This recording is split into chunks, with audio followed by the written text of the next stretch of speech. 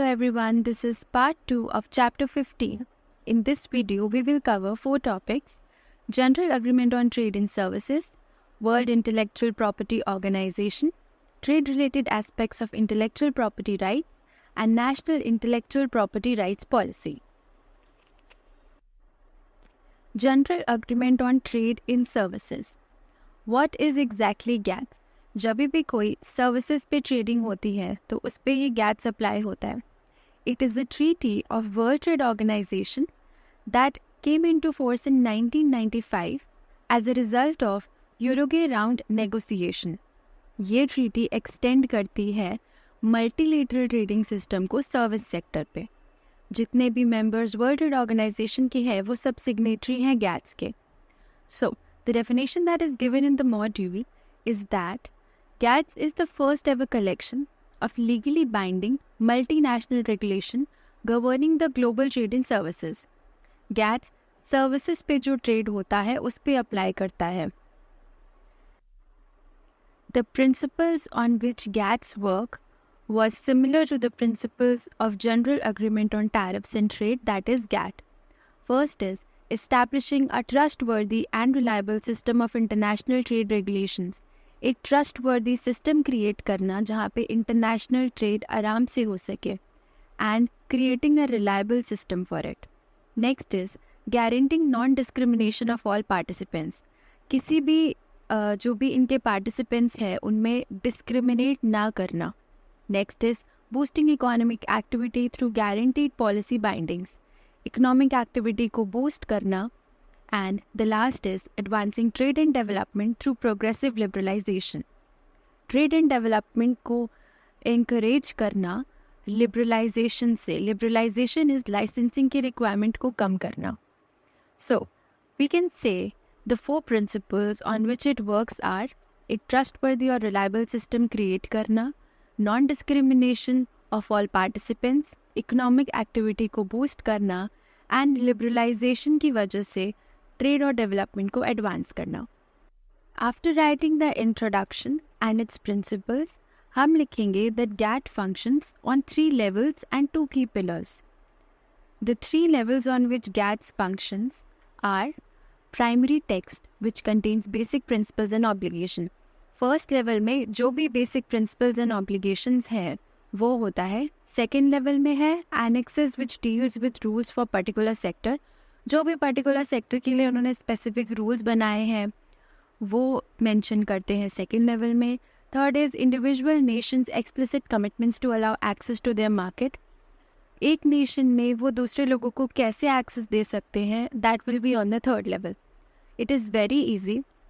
GATT function करता है 3 level पे: primary text, annexes and individual nations की कमिटमेंट्स कि कैसे वो किसी और को एक्सेस देंगे अपने मार्केट का. Next is the 2 key pillars that support the GATS contribution to global services trade. जो 2 key pillars पे GATS function करता है that is increasing the openness and predictability of pertinent rules and regulations. Pertinent मतलब होता है clear. तो clear rules and regulations को encourage करना. Next is fostering progressive liberalization through subsequent rounds of talk. Liberalisation मतलब licensing के requirement को कम करना. So it fosters liberalisation. So to conclude this topic, GATS में हमने 4 चीज़ें पढ़ी. First is introduction, next is its principles, third is it functions on 3 levels and fourth is it has 2 key pillars. Whenever we would get any question on GATS तो हम इसको 4 points में present करेंगे. First will be the introduction that is given in the first line in the module. That is, it is the first ever collection of legally binding multinational regulations governing global trade in services. उसके बाद हम लिखेंगे इसके 4 principles जो कि हमने GATT से लिए हैं. नेक्स्ट इज़ वो 3 levels पे फंक्शन करता है और उसके 2 key pillars हैं. अगर आप अपने आंसर में ये 4 पोर्शंस लिख दोगे it is sufficient. The next topic is World Intellectual Property Organization. Intellectual property organisation का सिस्टम धीरे धीरे इंक्रीज हो रहा था. इसीलिए यूनाइटेड नेशंस ने एक सिस्टम डेवलप करा जिससे कि हम इनोवेशन एंड क्रिएटिविटी को और अच्छे से फॉस्टर कर सकें. The United Nation organisation devoted to using intellectual property as a tool to foster innovation and creativity, is known as World Intellectual Property Organization. The definition that we will write in the introduction will be these two lines. It was founded in 1970. Third point, what is its mission? उसका mission है कि intellectual property पे protection advance करना अपने member states को through out the world. That is it has a mission from its member states to advance the protection of intellectual property all over the globe. And वो protection कैसे advance करेंगे? दो तरीकों से. Through intergovernmental cooperation, आपस में government के बीच में cooperation, and through cooperation with other international organizations. जितनी भी इंटरनेशनल ऑर्गेनाइजेशंस हैं उनका आपस में कोऑपरेशन. सो उसका जो मिशन है that is member states advance करें प्रोटेक्शन ऑफ इंटेलेक्चुअल प्रॉपर्टी को ऑल ओवर द ग्लोब दो तरीक़ों से, inter governmental cooperation and international organisation के बीच में कोऑपरेशन. नेक्स्ट इज़ उसका गोल क्या है. उसका गोल है कि एक फेयर सिस्टम बनाना इंटेलेक्चुअल प्रॉपर्टी के लिए जो कि फॉस्टर करे इनोवेशन एंड क्रिएटिविटी को, जिससे कि बेनिफिट हो सारे नेशंस का economic, social and cultural development. Its goal is to foster innovation and creativity through the creation of fair and efficient international intellectual property system for the benefit of all nations economic, social and cultural development. So, the introduction has been divided into 4 parts. The first is introduction. Second, introduction, that is the definition. Second is that it was founded in 1970. Third is what was its mission. And fourth is what is its goal. Whenever we would write an introduction for this topic, हमें ये चारों points include करने होंगे. Definition, founded in 1970, mission and goal. How does it work? World intellectual property organisation intellectual property की growth के लिए work करता है through these 4 things. First is services. वो एक ऐसा सिस्टम क्रिएट करता है जिससे कि इंटरनेशनल प्रोटेक्शन लेना ईजी हो जाता है for patents, trademarks, designs etcetera, as well as वो इंटेलेक्चुअल प्रॉपर्टी से रिलेटेड डिस्प्यूट्स को भी ईजिली रिजॉल्व करता है. Next is law. वो इंडस्ट्री के नीड्स के अकॉर्डिंग एक लीगल फ्रेमवर्क डेवलप करता है. Next is infrastructure. वो इंफ्रास्ट्रक्चर को बिल्ड करने में हेल्प करता है एंड डेवलपमेंट को प्रमोट करने में हेल्प करता है. सो इंटेलेक्चुअल प्रॉपर्टी ऑर्गेनाइजेशन कैसे वर्क करता है? Through these 4 things: services, law, infrastructure and development. The mnemonic that you can use here is LIDS, LIDS. So the next topic is legal frameworks under वीपो. इसके अंदर बहुत सारे agreements हुए थे and we have to learn any 6 to 8 points. So let's begin with the first one. The first one is Patent Cooperation Treaty. ये एक Paris convention की ट्रीटी थी जिसमें 2 चीज़ें हुई थी. फर्स्ट, ये इनेबल करती है पब्लिक को कि उन्हें टेक्निकल डेटा का एक्सेस मिल जाए, एंड सेकंड, वो टेक्निकल असिस्टेंस प्रोवाइड करती है आपके पेटेंट प्रोटेक्शन के लिए on a global scale. So patent cooperation treaty 2 चीज़ें करती है. फर्स्ट, वो इनेबल करती है कि पब्लिक को टेक्निकल डेटा का एक्सेस मिल जाए, दैट इज़ सारी इन्फॉर्मेशन पब्लिकली अवेलेबल है. अगर आपको कोई भी ट्रेडमार्क रजिस्टर कराना है, you can just search it and see if it has been already registered or not. And second, वो टेक्निकल असिस्टेंस प्रोवाइड करती है. मोर ओवर, इसमें वो फैसिलिटेट करते हैं एक world wide patent application file करने का, जिसमें हम एक ही एप्लीकेशन फाइल कर सकते हैं for all nations. You don't have to file separate applications in each country. आप बस एक ही एप्लीकेशन फाइल करोगे that will be applicable worldwide. Next is Madrid agreement. It was signed in 1891. इसमें बस उन्होंने एक चीज़ बोली है कि इसमें रूल्स हैं for international registration of marks. For example, Nike का जो सिंबल है दैट इज टिक मार्क, ये आइडेंटिफाई हुआ है इंटरनेशनली. ऐसा नहीं है कि ये मार्क इंडिया में कुछ और है एंड US में कुछ और है. It is same for all the countries. Similarly, it provides an international registration for all the marks that is valid in all contracting parties. So Madrid Agreement में आपको बस एक ही चीज़ याद रखनी है, that is it provides rules for international registration of marks. Next is Vienna agreement. इसमें इन्होंने बस एक चीज़ बोली है कि ये इंटरनेशनल क्लासिफिकेशन प्रोवाइड करेंगे for marks. In these three you have to learn only these points. 2-3 lines का आप इंट्रोडक्शन लिख दोगे, it is sufficient. It is nice agreement. इसमें वो रूल्स प्रोवाइड करते हैं for classification of goods and services for the registration of marks, that's it. Next is Locarno agreement. इसमें वो क्रिएट करते हैं Locarno classification for industrial design, जो कि एप्लीकेबल है इंटरनेशनली। नेक्स्ट इज़ वीपो कॉपीराइट ट्रीटी। एक अग्रीमेंट हुआ था बर्न कन्वेंशन में, जिसमें उन्होंने स्पेसिफाई करा था protection of work of author digitally, कि डिजिटली आपके ऑथर को कैसे प्रोटेक्शन मिलेगा। सो इसमें वो लोग 2 आइटम्स को एड्रेस करते हैं जो कि कवर होता है कॉपीराइट प्रोटेक्शन में। First is computer programs and second is collection of data, that is databases. Next is वीपो performances and phonograms treaty, WPPT। इसमें वो लोग डिजिटल कॉन्टेक्स्ट में चीज़ों को लाते हैं। इसमें 2 कैटेगरीज ऑफ बेनिफिशरीज हैं, first is performers and second is manufacturers of phonograms. आपको इसमें बस यही पॉइंट याद रखना है। वीपो कॉपीराइट ट्रीटी में 2 चीज़ें थी कि वो सबसे पहले की protection of work of author करते हैं इन डिजिटल फॉर्म, एंड उसमें कॉपीराइट में 2 चीज़ें को प्रोटेक्ट करते हैं, computer programs and collection of data. And वीपो परफॉर्मेंसेस एंड फोनोग्राम्स में 2 बेनिफिशरीज हैं, performers and manufacturers of phonograms. Next is वीपो इंटर गवर्नमेंटल कमिटी। ये प्रोटेक्ट करती है 3 चीज़ों को, first traditional knowledge, second traditional cultural expression and third genetic resources. Next is standing committee on copyright and related rights. ये establish हुई थी 1998 to 1999 के पीरियड में। क्यों हुई थी? एक सब्सटैंटिव लॉ बनाने के लिए और उसको हार्मोनाइज करने के लिए in the area of copyright and related rights. Next is Hague system और अग्रीमेंट। इसमें एक सिंगल इंटरनेशनल एप्लीकेशन जाती है फॉर रजिस्टरिंग योर इन्वेंशन, जो कि एप्लीकेबल है अप टू 100 डिज़ाइंस में, 74 कॉन्ट्रैक्टिंग पार्टीज़ में एंड 91 कंट्रीज़ में। सो ये basically it is for registration of industrial design, जो कि एक सिंगल एप्लीकेशन से हो जाएगा। इसी से मिलता जुलता एक और है, that is the last one, Lisbon system और अग्रीमेंट। इसमें एक इंटरनेशनल रजिस्ट्रेशन हो जाएगा for geographical indications. So Hague system was a single application for registration of industrial design and Lisbon system is for a single registration for geographical indication. To summarize this topic, World Intellectual Property Organization, इसको हमने पढ़ा 3 parts में। The first part is introduction.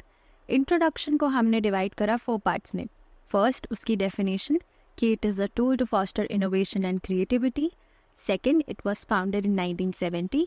Third, हमने पढ़ा उसका mission and fourth हमने पढ़ा उसका goal. उसके बाद द सेकेंड पार्ट हमने पढ़ा कि how does it work. It works through leads, law, infrastructure, development and services. And third part में हमने पढ़ा लीगल फ्रेमवर्क्स अंडर वीपो, जिसमें हमने पढ़ा patent cooperation treaty, Madrid agreement, Vienna agreement, Nice agreement, Locarno agreement, WCT, WPPT, वीपो intergovernmental committee, standing committee, Hague system and Lisbon system. So अगर आपको कोई भी क्वेश्चन आता है, make sure you write your answer in these 3 parts only. The next topic is trade related aspects of intellectual property rights. What is exactly TRIPS? ये एक international agreement है between all the member nations of world trade organization. Why is it essential? It is essential because it facilitates 3 things. First, intellectual property trade. Second, settlement of disputes related to intellectual property.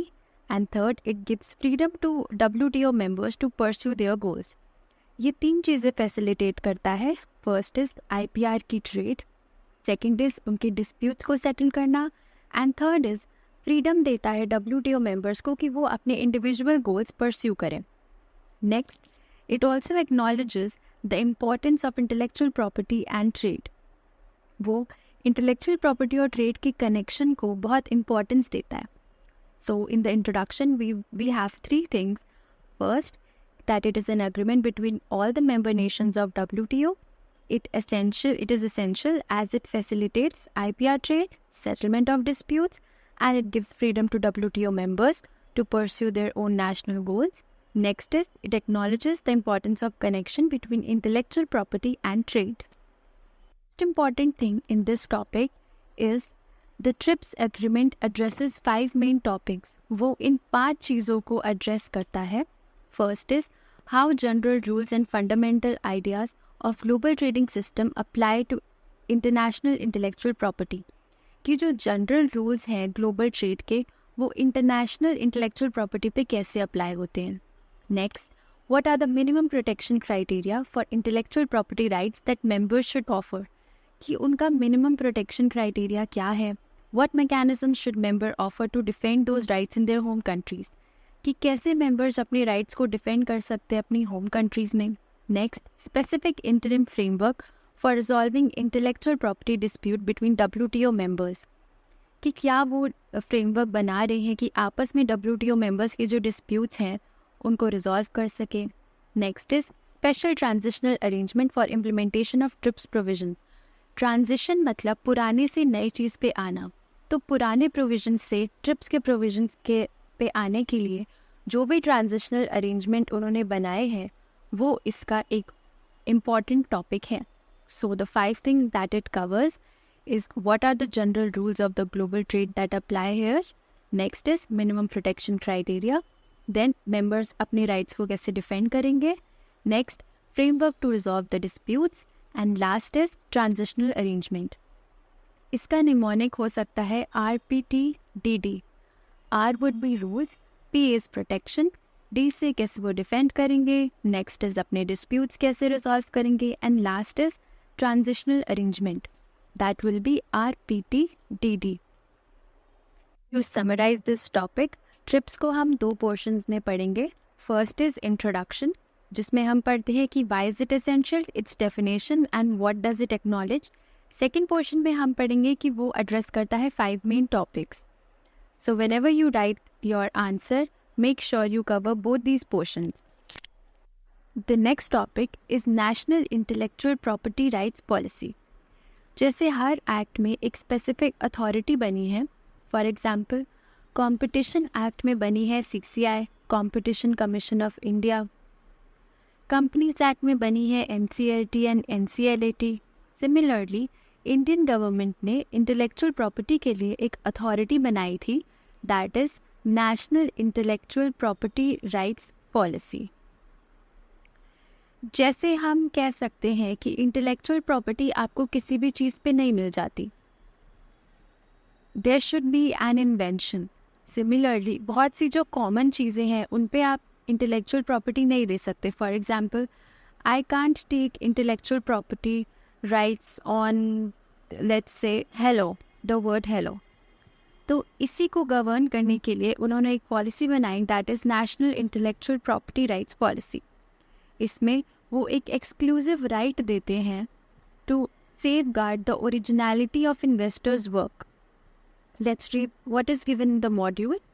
The Indian government has provided the exclusive right of intellectual property to safeguard the originality of inventors' work.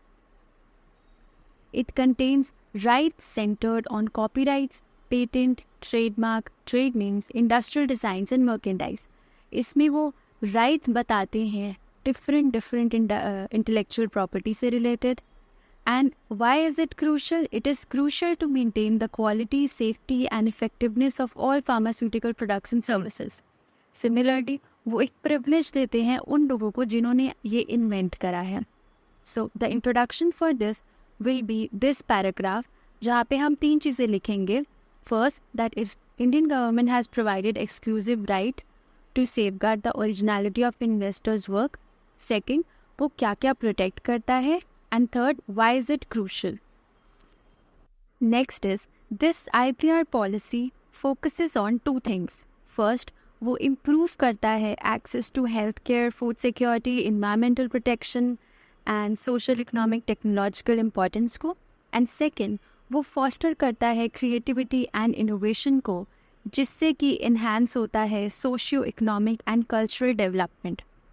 We have to learn two things here, that it focuses on two things. Improve करता है access to healthcare, food security, environmental protection, and second, foster करता है creativity and innovation, जिससे कि enhance होती है socio economic and cultural development. Policy के 7 goals हैं. First is IPR awareness, outreach and promotion. Public awareness create करना कि जैसे आपने कुछ इन्वेंशन करा है उस पर आपको प्रोटेक्शन मिल सकता है. The first goal is to create public awareness about the economic, social and cultural benefits. जो भी आपको अपने इन्वेंशन के प्रोटेक्शन से बेनिफिट्स मिलते हैं उसकी अवेयरनेस क्रिएट करना. नेक्स्ट, जनरेशन ऑफ IPRs कि IPR कैसे जनरेट होगा. Next, legal and legislative framework, IPR laws क्या है उसको एक्सप्लेन करना. Next is administration and management, जो भी आपने IPR लॉज बनाए हैं उसको मैनेजमेंट के लिए अथॉरिटी क्रिएट करना.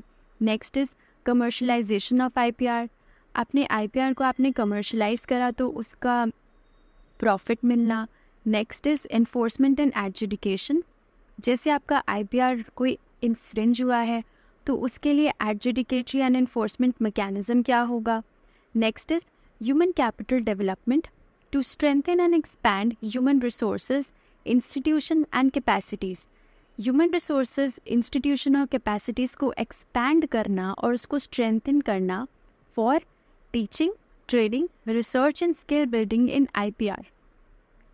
So the 7 goals which we need to learn is IPR awareness, generation of IPR, legal and legislative framework, administration and management, commercialization of IPR, enforcement and adjudication, and human capital development.